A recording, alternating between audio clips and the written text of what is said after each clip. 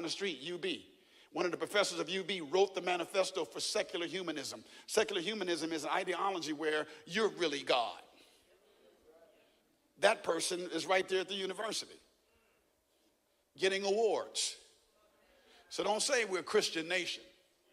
If we're a Christian nation, we wouldn't be in the world, but not of the world. But this is where we are. So when you read this, the scriptures, and I'm going to let the scripture say what it wants to say. This is going to be a little unnerving. It's going to be a little unnerving. I admit it's going to be an unnerving. But if you notice, every other commercial on television is a drug. Every other commercial. Now, what you should consider is what is the provocation? What's provoking all this disease and sickness?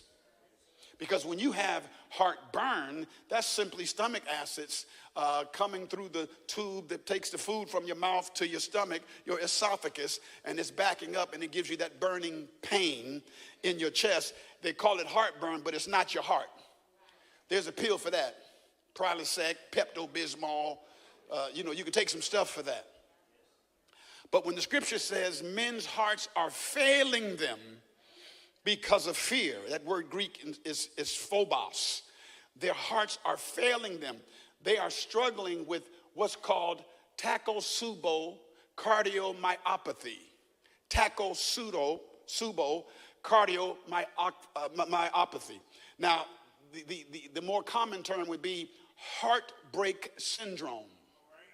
And it's an actual disease. But there's no pill for it. So when the scripture says men's hearts are failing them because of fear, if you notice, I did the study, did the research, people are having heart attacks at a much younger age now.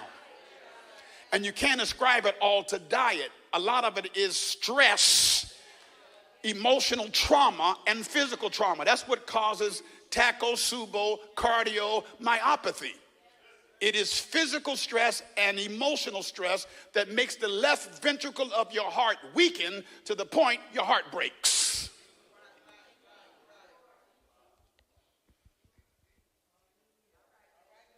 There's no pill for that. People are wondering all of a sudden, all these young men and young women are having heart attacks. It's a sign of the time because you don't know what they're stressing over. And the writer, when Jesus makes a statement, he says, men's hearts are failing them for fear, for looking after those things which are coming on the earth. They are so obsessed with the forecast of what's going on in the world. They're trying to comprehend everything going on. And people are worrying about next year and haven't finished this year. Some of you are sitting here right now worried about your income, worried about your health, worried about your marriage, worried about your children, to the point you are stressing, which means you haven't really given everything over to God. It's a sign of the times. Now you bought into the doctrine of disease that every time you get a pain, you're ready to run to urgent care. Every time you get an ache, oh, I got fibromyalgia. Oh, I got plantar fasciitis. No, you stepped on a marble.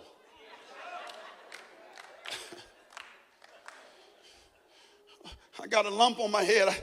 I think I got an aneurysm. No, that's a pimple. It's comical, but this is where people are. And the reality of mortality is becoming so overwhelming that people are stressing, and then they're trying to put Clearasil on acne that did not come from your skin, but it came from your broken heart. And these are the signs of the time. Even more so in America, which is the most powerful country in the world, yet it is the most stressed. We are the most drugged country. Oh, there is no other country on the planet that takes more medicine than us.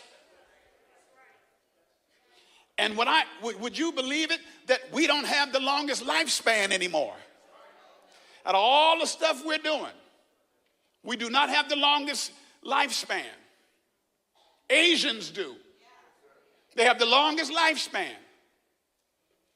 I started researching and I found out something. You know, that TikTok came from Asia. But I was reading a document. They censor what can be seen on TikTok over there, but sell it to you to do everything. Soft porn, crazy challenges, nothing educational, but over there, they have to watch everything educational. So all your kids know how to dance, but don't know how to do fractions.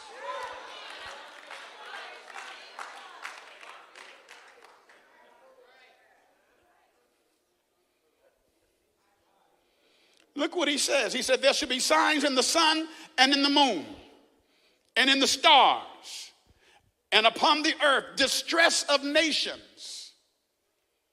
Distress of nations. This is the first time in history that you would consider anybody rising up against Jerusalem.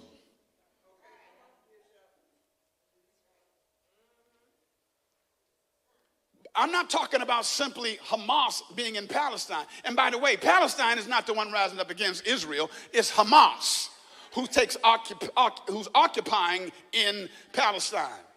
But now you got Russia and China colluding.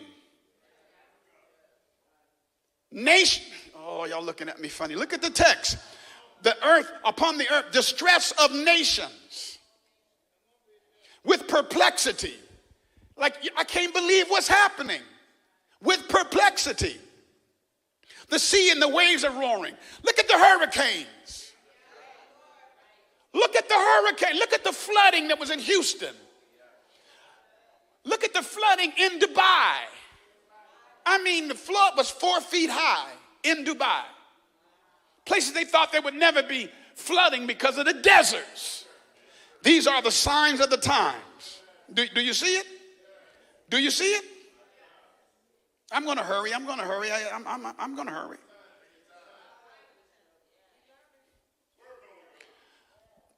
So all of these experiences really produce negative hormones. And you know, we got a couple physicians in here. I'm not a doctor. I'm a preacher.